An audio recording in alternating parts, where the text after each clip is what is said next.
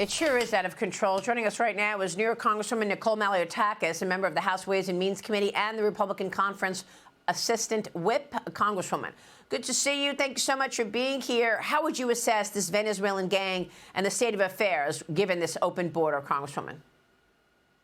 Well, remember that this administration told everyone that these individuals coming over our border were being vetted. That is the biggest joke, because we have thousands of gang members that are taking over streets in our city. They've committed crimes, everything from murder to rape to countless number of robberies, and we need to get them deported. And I think the only person that's going to work with us to do that is President Trump. We need to stop the flow. And even right now, you see another caravan, coming to the borders, and this administration still does absolutely nothing. They can quickly undo their 60 executive orders if they cared. So people vote for Kamala Harris. They need to understand that they are voting for millions of more people to enter our country illegally, for thousands of more members of these gangs, criminals, and people who are wreaking havoc in our cities. We need immigrants. We need immigrant workers. We need them to come here legally. And we have a long list of people. Maria, I have citizens that I represent whose relatives have been waiting patiently. They've done everything right. They follow our rules.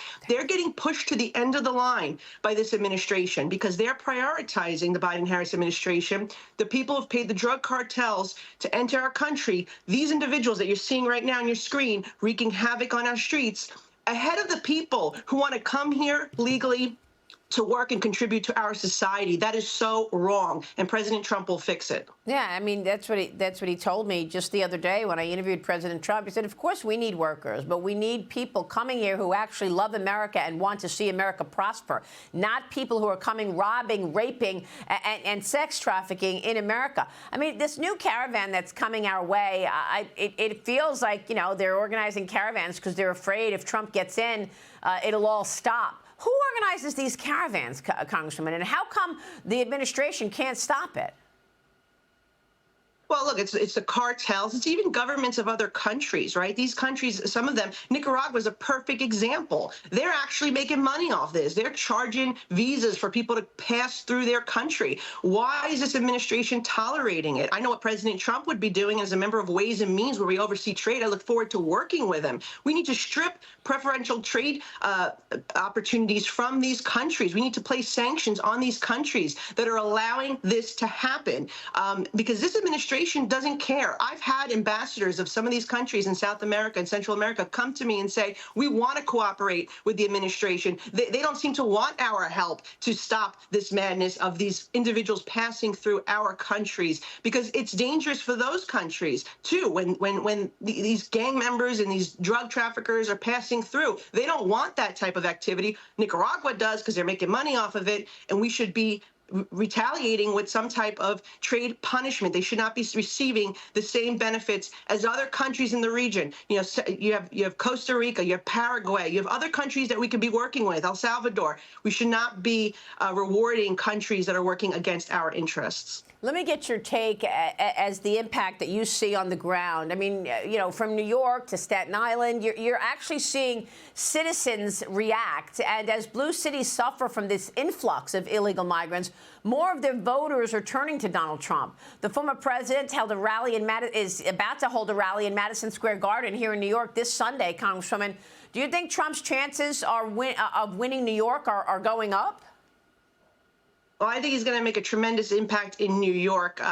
Look, he should be able to win New York, quite frankly. How much worse does it need to get before people recognize that one-party Democrat rule is a disaster? It was not like this under Giuliani and Pataki. Bloomberg did a good job, too, in keeping our city in order. When the Democrats completely took over the city, the governorship, as well as every statewide office and the state legislature, that's when this mess began. If people can't recognize that this is a destruction that's been created by one-party rule, from the bail law to making us a sanctuary city and state, from increasing taxes to mismanaging our city, using billions of dollars to house people in our country illegally that are committing crimes, instead of using it to fix our subway, to fix our roads, to keep our streets safe.